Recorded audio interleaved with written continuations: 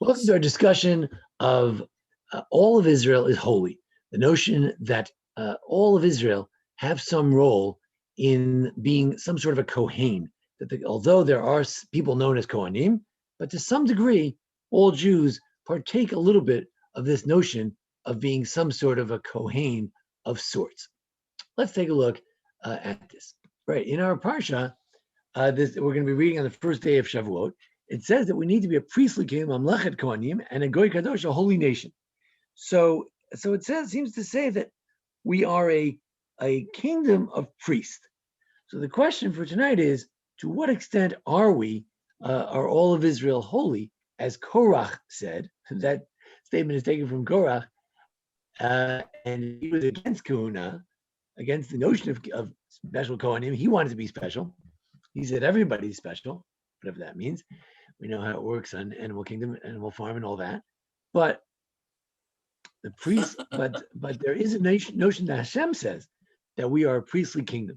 So if we're a priestly kingdom, what does that mean? Let's take a look tonight. What does it mean that all of Israel are Kohanim, or all of Israel holy? What does that mean? Okay. So we're going to look at a number of sources that support this kind of idea, and let's see what we can put together collectively.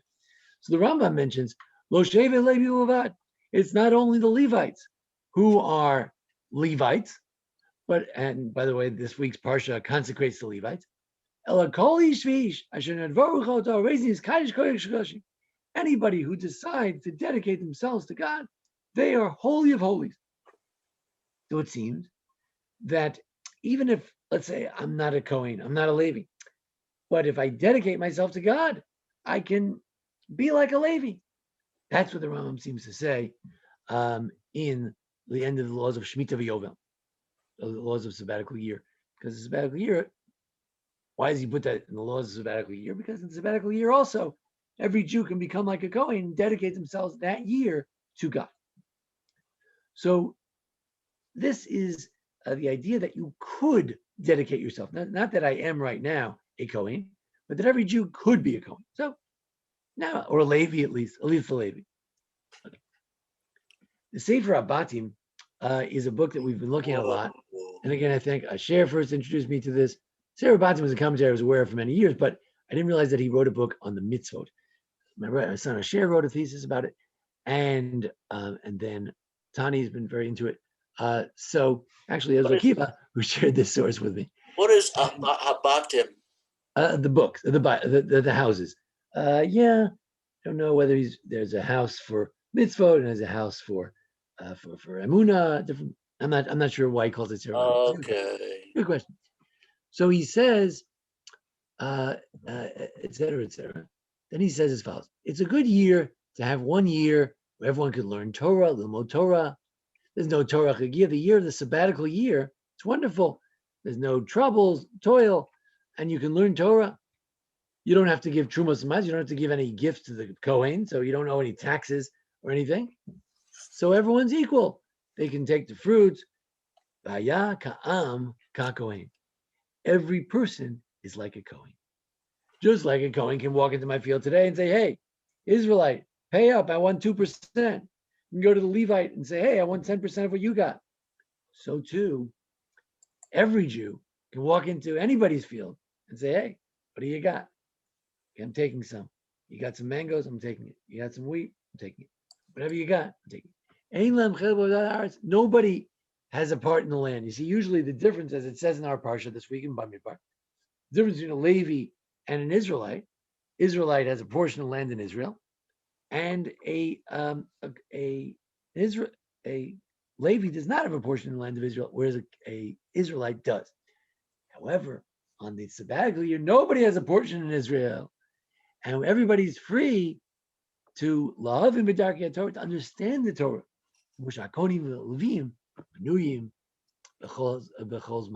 That just like the Kohen and Levim are always free to study Torah, so too on the sabbatical year, I'm also free to, just like a Kohen, to learn Torah.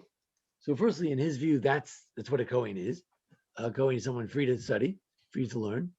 And that's what a Jew is. Once every 7 years, a Jew can be a Kohen. So we had the Rambam who said that we had the verse in our parsha that says that we're a princely kingdom. We don't know, what does that mean? How does it express itself? With the Rama, who says that every Jew could become a Levite if he wants to dedicate himself to Torah. Sphard-Beth says every 7 years, every Jew becomes like a Kohen, and he can take whatever produce he wants. He can tax everybody, right? Let's say I have no farm. I can go to all the farms and take as much food as I want because it's a free-for-all, and I'm free to not make a living, not work, so I can focus on learning Torah. And I want to thank my son Tani for a number of sources tonight.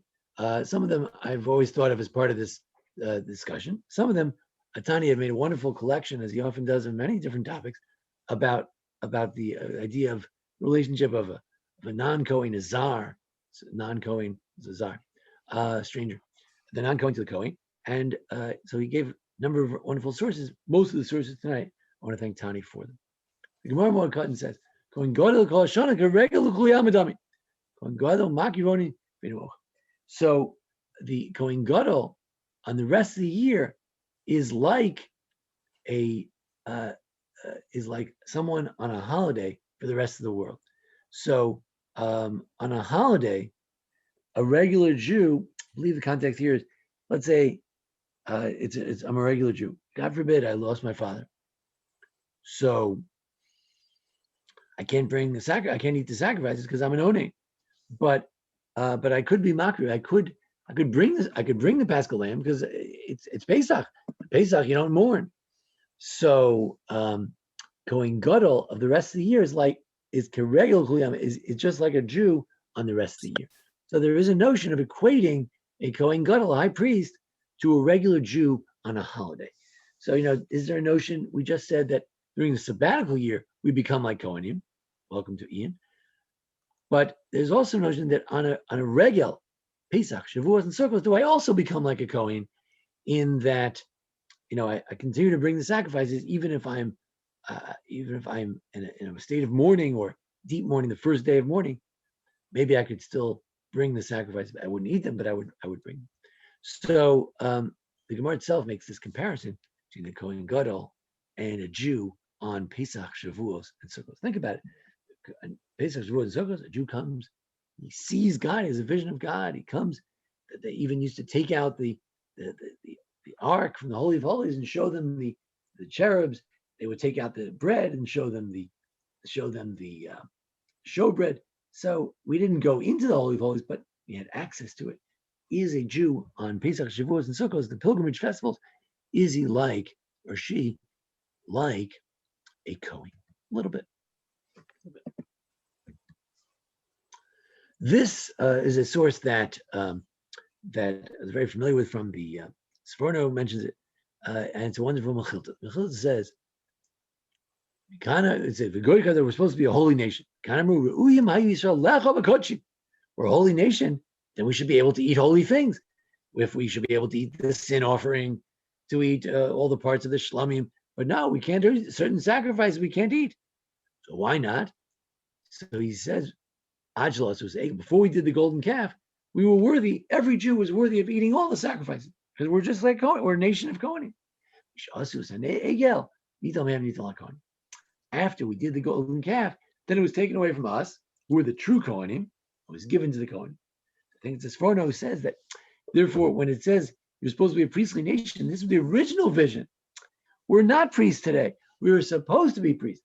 But one might argue that it's not that Joel Finkelstein is completely removed from being Kohen. I'm part of the group that was supposed to be a Kohen. I was then demoted, but I'm still part of that group that was worthy as an Israelite of being a Kohen. So there's another notion that, at least historically, once upon a time, every Jew was a Kohen and could eat sacrifices. Here's a Gemara in Zvachim.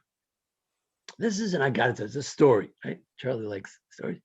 Yeah. So Zvachim Yud Tesman.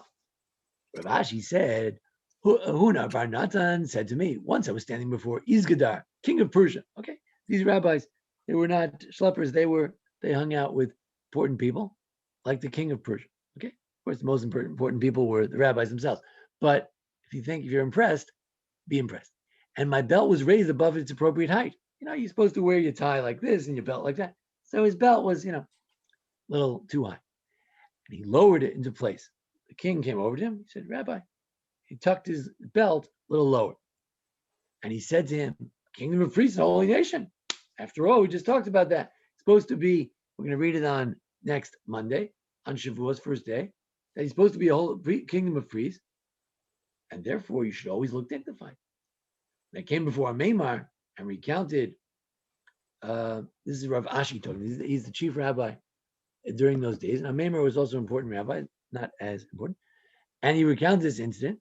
He said to me, with regard to you, God's promise to Israel, God's promise to Israel was fulfilled, and kings shall be your foster fathers.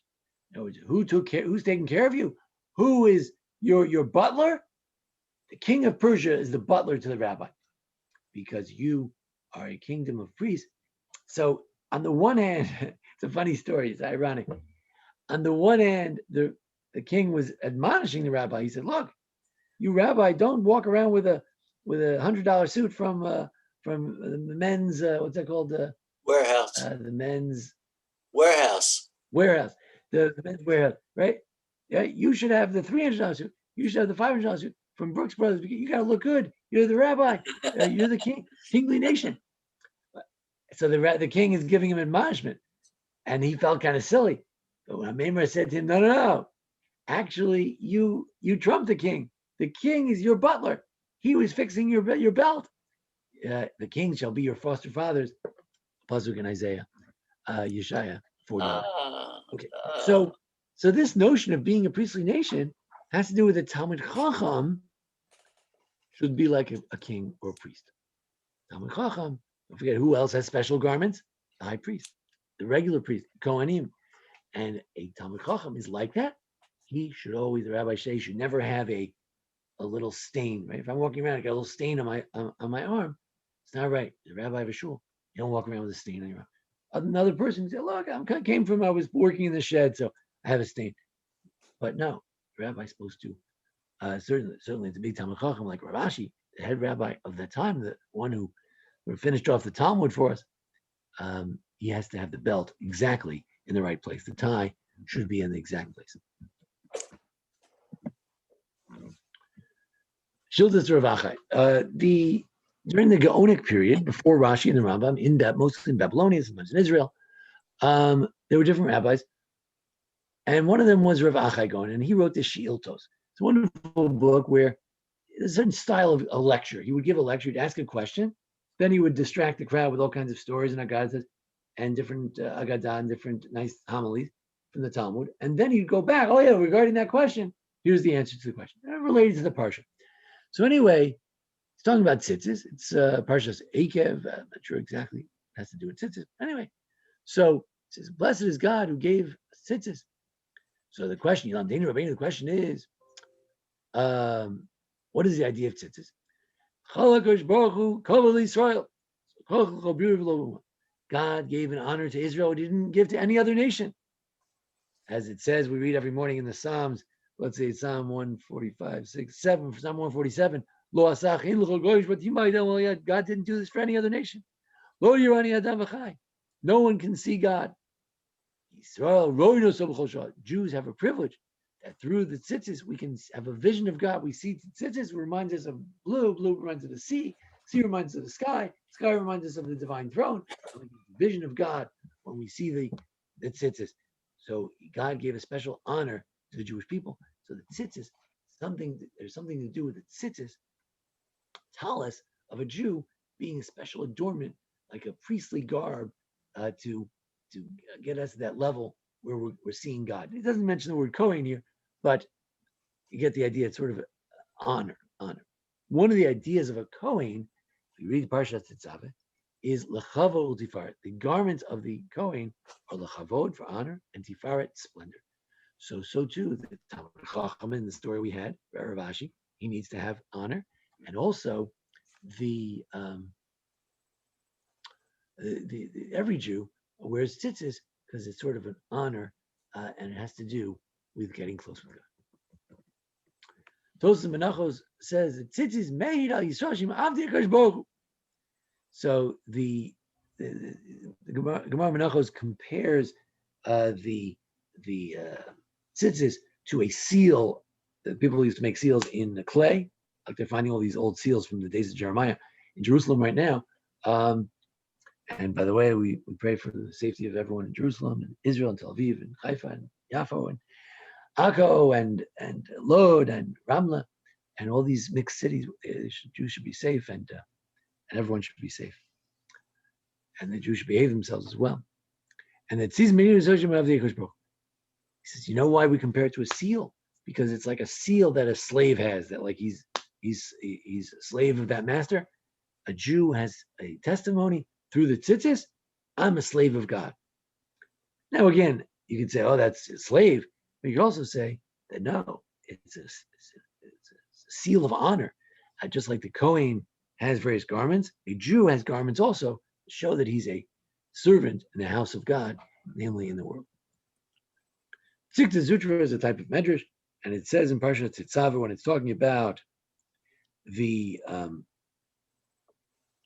garments of the priest. So he should make honorful garments for the priest, a chavod for honor, ultifar for splendor. Hu kavod l'chavod, ta kavod lo. We honor God, and He's an honor for us. He honors you. He's the honor for you. God is the honor for you, and you are an honor for Him. And they say Rabbi Yochanan used to refer, the Talmud says, Rabbi Yochanan used to refer to his garments as his honor. And what does it mean, splendor? In the eyes of Israel, to know that he was chosen. So Tanya wants to say like this, just like the garments of the priest are for splendor from the Kohen to the eyes of all of Israel, so too when a Jew wears tzitzis, it's splendor for the eyes of the Gentiles vis-a-vis the Jews. The Jew to Gentile is the same relationship as Jew to Kohen. So the Jews are the Kohanim vis-a-vis the Gentiles. We'll see more of that later. Rabbi also talking about tzitzis says, why does it say you should wear tzitzis on the four corners?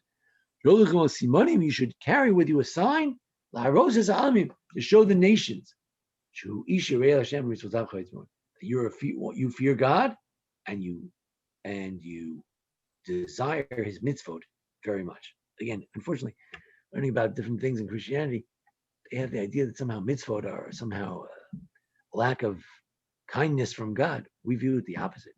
That God wanted to help us. God loves our mitzvot.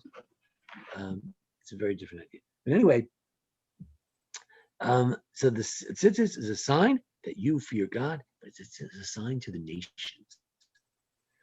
So a Jew is a Kohen vis-a-vis the nations.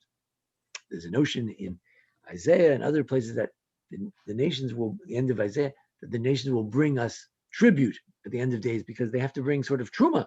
They have to bring the gifts. We're the Kohanim. They have to bring us stuff. So they bring us gold and silver and all kinds of things because we are the Kohanim. Again, we have to live up to it. We can't just watch television all day and then expect the Gentiles to honor us for being so holy. Moving along. Mishnahs Rabbi Lazar, different collections of different Rashi material. One of them is Mishnahs Rabbi Lazar. So it says, Shimon says, don't take tzitzis lightly. Al ti mitzvah tzitzis kalabinech. Sha'asidin Yisrael rowing kovod gola b'tzitzis. The Jews will eventually see a great honor through tzitzis. She'ein rowing b'mitzvah acheres. You won't see with other mitzvahs. What honor is that? So we have a nice pasuk over here. I believe it's in Zechariah. Shenemar koam Hashem tzvakot. Here's what Hashem says. Asher yachziko asara anashim. 10 people, mikol shonos hagoyim, from all the different countries, different languages.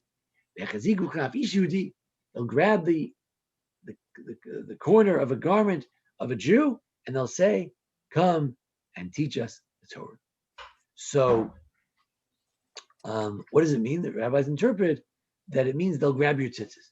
The Gentiles will use our tzitzis to connect to God. So that's how the Jews will see great honor.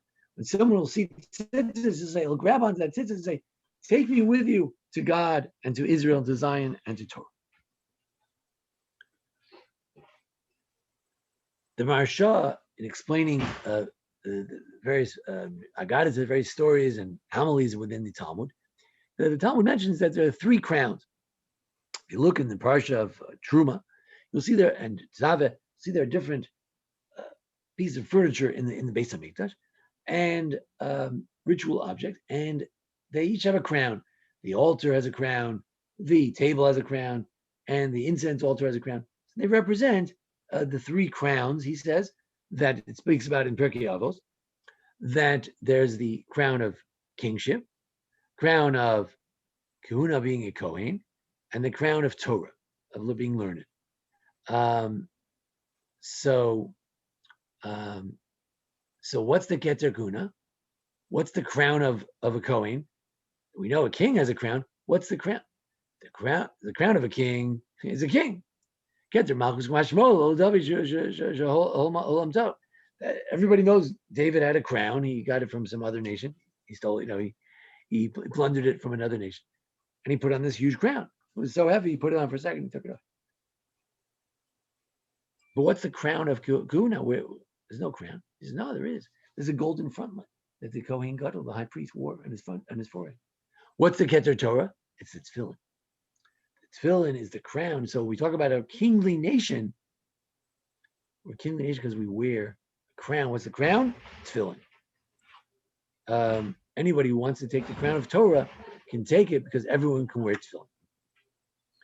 The Gemara in Brachos 14b says that anybody who washes in the morning, he washes his hands, puts on the tefillin, reads the Shema, says the Amidah, you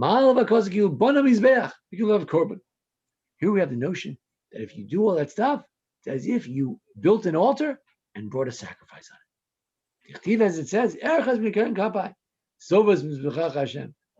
David says, I will wash my hands in cleanliness and I will circle your altar. Can David circle the altar? You're not supposed to go there with the altar unless you're bringing a sacrifice. He says, no. If you say Shema and you daven, it's as if you built an altar and you brought a sacrifice on it. So in other words, every Jew, by doing the davening we do today, is a Kohen. You might argue that the Chazan is the Kohen. The Rav Soloveitchik talks about this. The Chazan represents the Jews as a Kohen represents the Jews in doing the service. So now we have notion that the Kohen, that the Israelite, when he davens, becomes like a Kohen, offering stuff on the altar. The Fried Tzaddik is Reb Tzadok HaKohen of Lublin. He's a Hasidic Rebbe, and mentions that Shiltos, and he says that some people say that it wasn't that Rabbi Yochanan said that my garments in general are priestly garments, that they're my honor. Some say it was the garments that he wore on Shabbos. That the big day Shabbos are big day Kuna. You know where it's not the Talmud Chacham's garments, the scholars' garments that are the Kohen garments. It's not the Jews' garments, not the tzitzis. It's your garments on Shabbos. When you wear special clothes for Shabbos, you put on your special $300 suit for Shabbos. That is the big day Kuna. Then you're wearing the priestly garments. The priestly garments are l'chavod ultifares, they're for honor.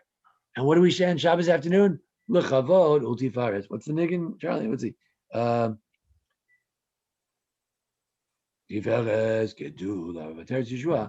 We say that on Shabbos, God gave us Shabbos also for honor and splendor. The same words that are used for the Kohen.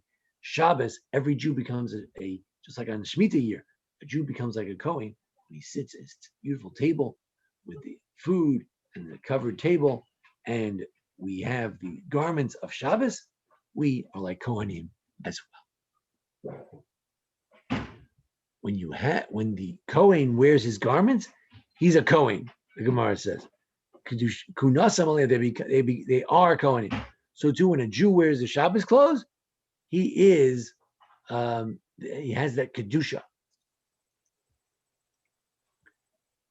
and that the kedusha may express itself in chachma and Torah and think of interesting thoughts. So it's nice on Shabbos. Try not to dress down on Shabbos. You dress nice for shul and stay that way. Stay in your special garments, even if let's say you can't keep Shabbos.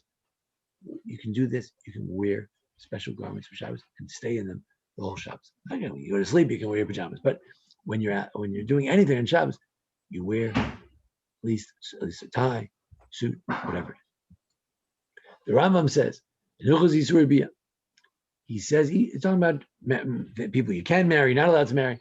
He says, if a woman is married to several men and everyone keeps dying, then it could be a problem. Generally, you shouldn't make a bad shidduch.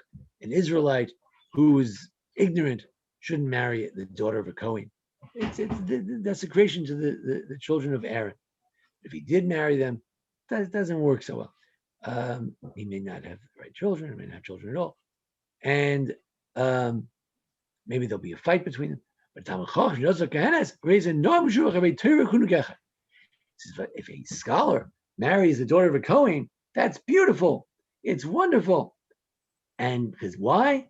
Because you have Torah and Kahuna all in one. What's Torah got to do with Kahuna? We said there are 3 crowns. 2 of them are Torah and Kahuna, a Kohen, a priest.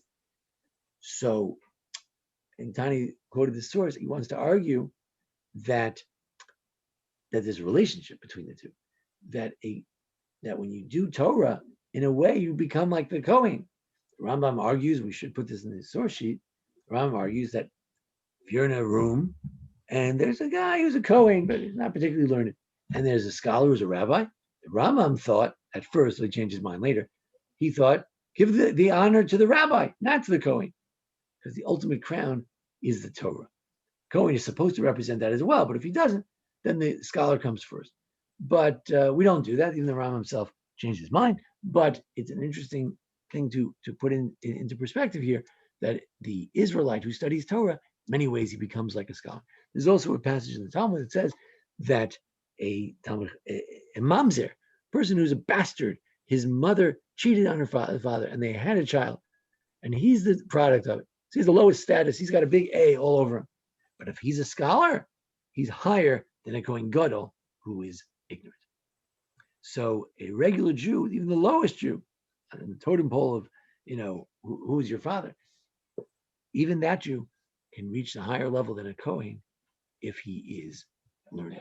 So there's the relationship of learning Torah and being a Kohen. Gemara Brachos says, he says the Torah in Yechezkel, it says this is the table, but he was looking at the altar. So he said, it was a table or an altar? So he says, look, Rabbi Yochanan, they say, look, as long as there's a Beis Hamikdash, the Mizbeach, the altar, atones. But nowadays, when there's no altar, your shulchan, your table, atones. So today, our table atones, and in fact, the Gemara, the Shulchan Aruch says that you should always put mitzvah laniach al kol shulchan melach kodim shivsa. Should always put salt on the table, because your table is like an altar, and the eating is like a sacrifice. And in all sacrifices, we put salt, and it protects you from all bad things. So there's actually halacha in Shulchan Aruch to have salt. During the week, we're lenient about it if your most breads have salt in them anyway. They've got so much malt in there, 450 different ingredients. Certainly they have salt. But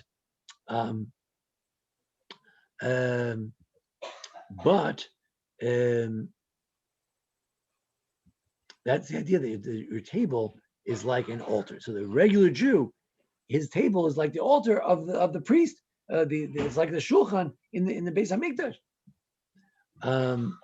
Good. The Gemara in Yuma says that we mentioned there are 3 crowns. There's a crown on the golden altar. There's a crown on the Aron HaKodesh. There's a crown on the shulchan, on the table. The one on the altar, that's for Aaron. That represents the worship that Aaron does.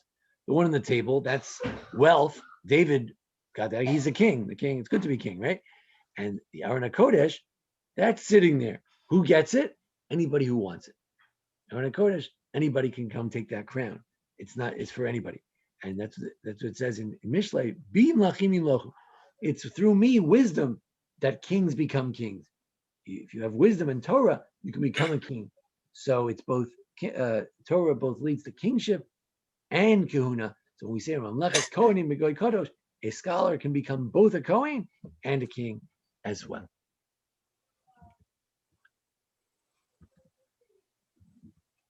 Now, the next point relates very much to Shavuos. He says, the Ramah says, the Ashkenazic gloss on the Shulchan Aruch, Rabbi Yisrael says, don't forget, it's nice. We always have milk on Shavuos. He says on the first day, we do it on both days. He says, why? So one idea is, well, on Pesach, which is linked to Shavuos, we had two cooked items. So to over here, we should have milk, and then we should have meat, because you have to have milk because it's a custom, and meat because every yontif you have to have meat. So first you have milk, you clear the table, then you have meat. And in order to have milk and then meat, you have to have two different loaves. And so you have, so that way, just like you have two cooked items to remember the sacrifices at the Seder on Pesach, so too you have two loaves of bread to remind you it's parallel to Pesach. What is the main sacrifice of Shavuos?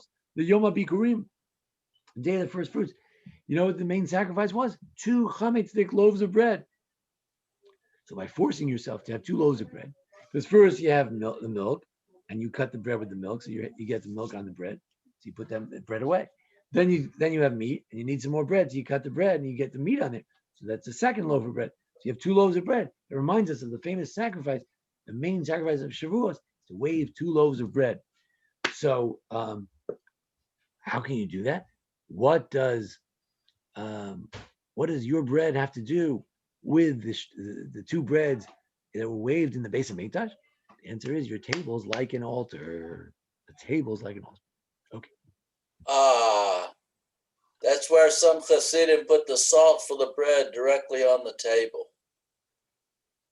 Not Hasidim, everybody. On Shabbos, everyone does it. On the table itself, not on the plate, on the table. Oh, very good. Very good. Okay, good. Now, the Tur is, the Rosh's son, the Tur, he wrote the prototype for the Shulchan Aruch, and the Shulchan Aruch copied his style. The Shulchan Aruch, the Yosef Karo started his first primer, was before he wrote the Code of Jewish Law. He wrote a major treatise on the Tur because it was such an important book. So now and then he waxes poetic, and he says prayers instead of sacrifice. Now that's not a big new idea. We know that. Because the Torah calls it an avoda. It's a type of worship. Okay, but it's a worship of the heart. Fine. Gemara in Tainis, Pasuk in Osher. Okay.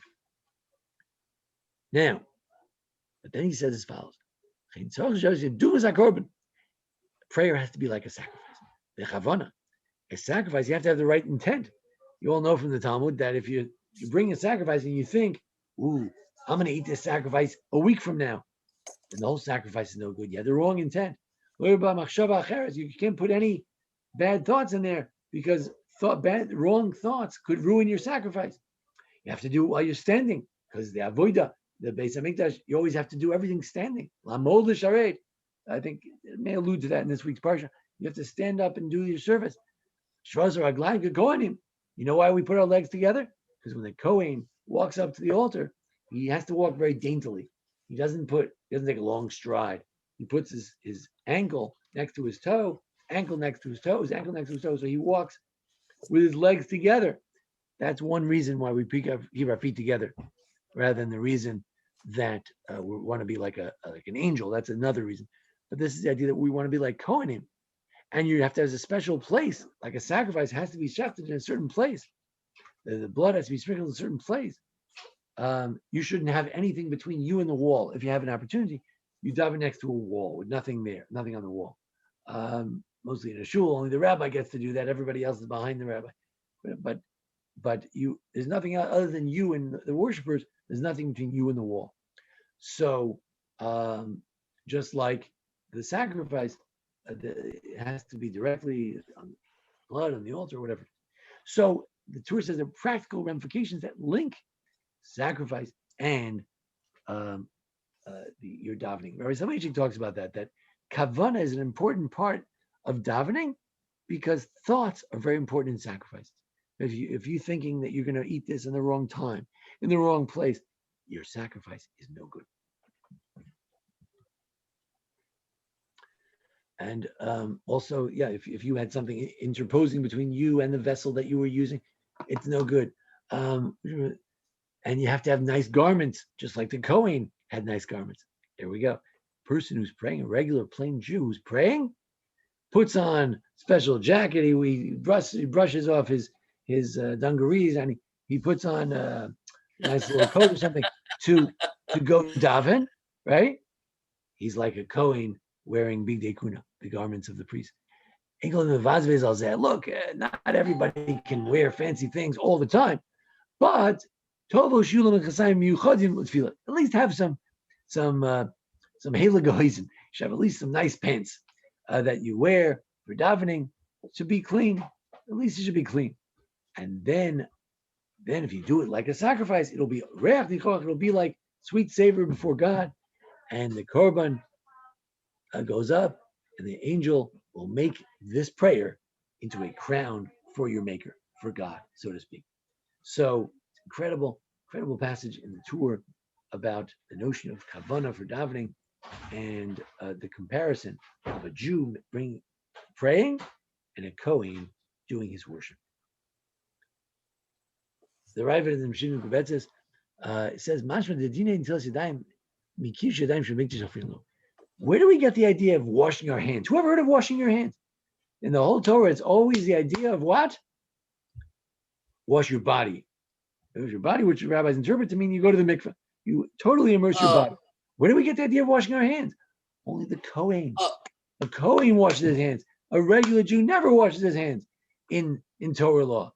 But apparently, Torah law. Privilege that every Jew gets to wash their hands a little bit like a Kohen, because you're going to eat your meal, and the meal, right? The reason we wash our hands has to do with truma, that if I was eating truma, I want my hands to be pure, so I have to wash my hands. We're not eating truma. I'm not a Kohen. But in some ways, today, everyone gets to be a little bit of a Kohen. Ironically, after the temple was destroyed, we get to be more like a Kohen when we eat our meals. Did David HaMelech say in the Psalm, who can approach the mountain of God, who has a pure heart and clean hands? Good. That's my little shtick. Probably a metaphor. Oh, okay. So it's a metaphor for be clean. Good. Not a metaphor for someone who didn't kill anybody. Isaiah. One of the most important psukim to walk away from here is a pasuk in Isaiah 61. Yeshayahu, Atem Kohen Hashem Tikareu, Yeshar Elokenu. In the end of days, you, the Jews, will be called the Kohanim of God, those who serve God.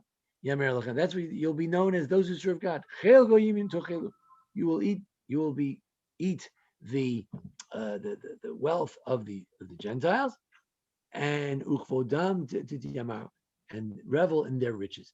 Enjoy the wealth of the nations. So why do you enjoy the wealth of the nations? Not because they're making you rich, because you're a Kohen. A Kohen doesn't work. The Kohen has other people do the work. Again, today we still have to work, but in the end of days, you can imagine that the Jews would be the Kohanim, and right, we're working for a living. We're serving the whole world, and therefore other people will pay for us to do that holy work. Ibn Ezra explains that pasuk. He says, "I said already that the meaning of a Kohen is one who ministers." What does a Kohen mean? It's someone who ministers. It's like a minister, right? It is therefore qualified here by the genitive of our God. The other nations will resemble the Israelites, and the Israelites will be like the Aaronites, and the Israelites will therefore receive the abundance of nations as their tribes. So the other nations is like an Israelite, and the Israelite is like a Kohen. So the Israelites will therefore receive benefit like tithing like a Kohen. So in the end of days, in what sense is a Jew like a Kohen? In the end of days, will be like a Kohen. So we mentioned at the beginning that in the beginning of days, at Mount Sinai, everyone was supposed to be a Kohen, and at the end of days, everyone would go back to being a Kohen. So let's review. Korach said that all of Israel is holy. He's wrong. There are Kohanim and there are non-Kohanim. However, in some ways, he's right, because we know we're a priestly kingdom and a holy nation. The Rambam says that you could decide to be a Levy if you dedicate yourself to God. It's not unique to a Levy. The Sphard-Beth, Provençal rabbi, he said that the idea of Shemitah is that once every 7 years, you do become a Kohen. Rabbi Tzadok says you become a Kohen when you wear special garments on Shabbos. The Gemara in Morkotten implies that on a regel, on a holiday, you become like a Kohen Gadol. Medrash, Mechilta, different Mechiltas say that we were worthy of being a Kohen until we did the golden calf mistake. And the Gemara in Zvachim says that the scholar, the Rav Ashi, he was treated like a king. He should wear special garments. Everything should be just so. And even the kings ministered to him as he was more like a Kohen or a high priest. And we said that when Jews wear tzitzis, there's an element of being honored through that. It shows that you're servants of God, which is not a lowly status of a slave, but rather a high status of like an angel who serves God. And they are for honor. Your garments, just like the garments tell the Jews that they're chosen, our special garments as Jews, like tzitzis, tell the Gentiles that we are chosen as well. And the Rabbi says explicitly that the tzitzis are a sign to the Gentiles that you fear God and love his mitzvot.